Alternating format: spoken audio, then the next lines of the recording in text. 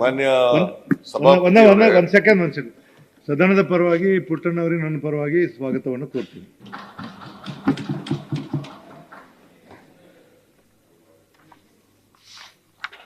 ಮಾನ್ಯ ಸಭಾಪತಿಯವರೇ, 12/2/2024 ಗೌರವಾನ್ವಿತ ರಾಜ್ಯಪಾಲರು ಉಭಯ ಸದನಗಳನ್ನು ಉದ್ದೇಶಿಸಿ ಭಾಷಣ ಮಾಡಿದ್ದಾರೆ. ಸಂಪ್ರದಾಯ ಇರ್ತಕ್ಕಂಥದ್ದು ಮತ್ತೆ ಸಂವಿಧಾನಾತ್ಮಕವಾಗಿ ಕೂಡ ಹೊಸ ವರ್ಷ ಪ್ರಾರಂಭ ಆದಾಗ, ಹೊಸ ವರ್ಷದಲ್ಲಿ ಮೊದಲನೇ ಬಾರಿ ಅಧಿವೇಶನ ಪ್ರಾರಂಭ ಆದಾಗ ಎರಡೂ ಸದನಗಳನ್ನ, ಜಂಟಿ ಸದನವನ್ನು ಉದ್ದೇಶಿಸಿ ಭಾಷಣ ಮಾಡ್ತಕ್ಕಂಥದ್ದು ಅದು ಸಂವಿಧಾನಾತ್ಮಕವಾಗಿ ಮತ್ತು ಸಾಂಪ್ರದಾಯಿಕವಾಗಿ ನಡ್ಕ ಬಂದಿರತಕ್ಕಂಥ ಪದ್ಧತಿ. ಅದರಂತೆ 12/2/2024 ಉಭಯ ಸದನಗಳ ಸದಸ್ಯರನ್ನು ಉದ್ದೇಶಿಸಿ ಭಾಷಣ ಮಾಡಿದ್ದಾರೆ. ಆ ಭಾಷಣಕ್ಕೆ ಈ ಮೇಲ್ಮನೆಯಲ್ಲಿ UB ವೆಂಕಟೇಶ್ ಅವರು ವಂದನಾ ನಿರ್ಣಯವನ್ನು ಮಂಡಿಸಿದ್ದಾರೆ. ಅದನ್ನ ಬೆಂಬಲಿಸಿ ಶ್ರೀಮತಿ ಉಮಾಶ್ರೀ ಅವರು ಮಾತನಾಡಿದ್ದಾರೆ.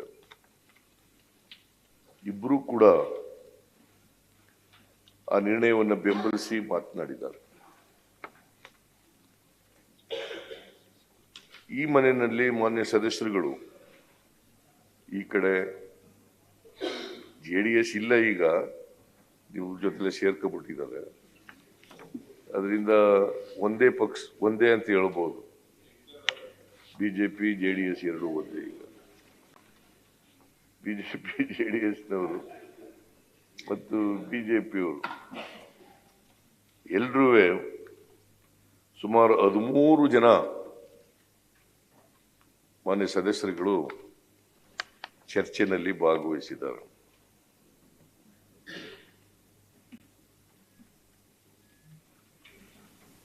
ಏಳು ಜನ ಮಾನ್ಯ ಸದಸ್ಯರುಗಳು ಕೋಟಾ ಶ್ರೀನಿವಾಸ್ ಪೂಜಾರಿ ಆದಿಯಾಗಿ, ವಿರೋಧ ಪಕ್ಷದ ನಾಯಕರಾದಿಯಾಗಿ, ಭಾರತೀಯ ಜನತಾ ಪಕ್ಷದಿಂದ 5 ಜನ ಕಾಂಗ್ರೆಸ್ ಪಕ್ಷದಿಂದ, ಒಬ್ಬರು ತಿಪ್ಪೇಸ್ವಾಮಿಯವರು JDSನಿಂದ ಭಾಗವಹಿಸಿ ಮಾತನಾಡಿದ್ದಾರೆ. ಹೇಳದು ಬೆಳೆಸಿ. ಇನ್ನೂ ನೀವು ಹಣೆಪಟ್ಟಿ ಕಟ್ಕೊಂಡಿದ್ದೀರಲ್ಲಪ್ಪ, ನೀನ್ ಸೆಕ್ಯುಲರ್ ಆದ್ರೆ ಈ ಕಡೆ ಬಾ, ಕೋಮುವಾದಿ ಆದ್ರೆ ಅಲ್ಲೇ ಕೂತು.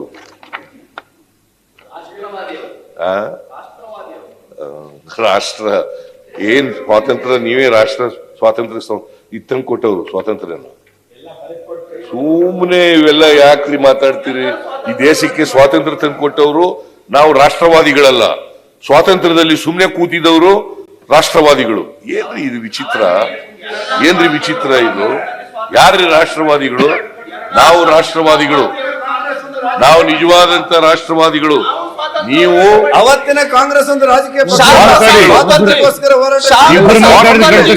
ಹೋರಾಟ ಮಾಡಿದ್ರು.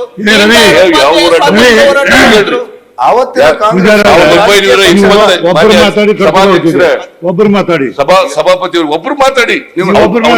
ರವಿಕುಮಾರ್, ಈಗ ರವಿಕುಮಾರ್ ಕೂತ್ಕೊಂಡ್ರಿ, ಆಮೇಲೆ ಮಾತಾಡಿ. ಮುಗಿಸ್ಬಿಡ್ತೇನೆ.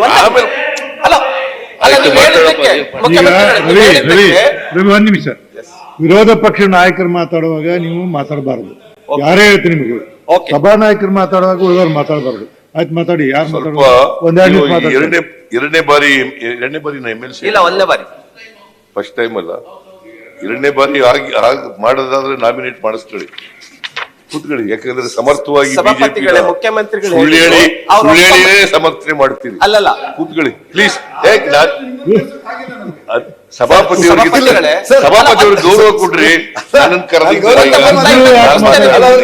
ಅಲ್ರಿ ನೀವು ಇಬ್ರು ಮಾತಾಡ್ಬೇಡಿ. ಆಗಲ್ಲ. ಸುಳ್ಳು ಹೇಳಿಯೇ ಬಚಾವಾಗ್ತೀರಿ ಅಂತ ಮುಖ್ಯಮಂತ್ರಿಗಳು ಹೇಳಿದ್ರು. ಆ ವಿಚಾರದಲ್ಲಿ ನಮ್ಗೆ ಅವ್ರನ್ನ ಮೀರಿಸೋ ಶಕ್ತಿ ಇಲ್ಲ ಸಭಾಪತಿಯವರೇ. ನೀವು ಸುಳ್ಳನ್ನು ಸತ್ಯ ತಲೆ ಮೇಲೆ ಹೊಡೆದಾಗ ಹೇಳ್ತೀರಿ. ಅದು ಯಾಕೆ ಹೇಳ್ತೀರಿ? ಅದೊಂದು ಅದ್ಭುತವಾದ ಕೆಲಸ.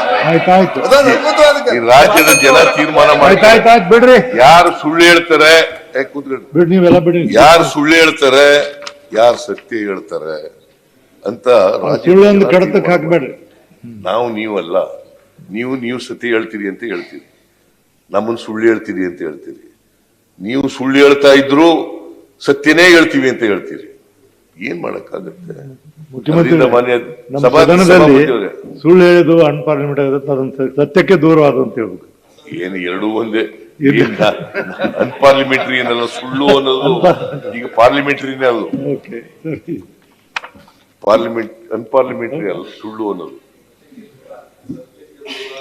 ಆಯ್ತು, ನೀವು ನಿಮ್ಮ ಅಪ್ಪಣೆ ಮೇರೆಗೆ ಸತ್ಯಕ್ಕೆ ದೂರವಾದಂತ ಮಾತುಗಳನ್ನ ಹೇಳ್ತಾರೆ. ಆಗ್ಬೋದಾ? ಓಕೆ. ಮಾನ್ಯ ನ್ಯೂಸ್ ಫಸ್ಟ್ ನಿರ್ಭೀತಿಯಿಂದ ನಿಮ್ಮ ಪರವಾಗಿ.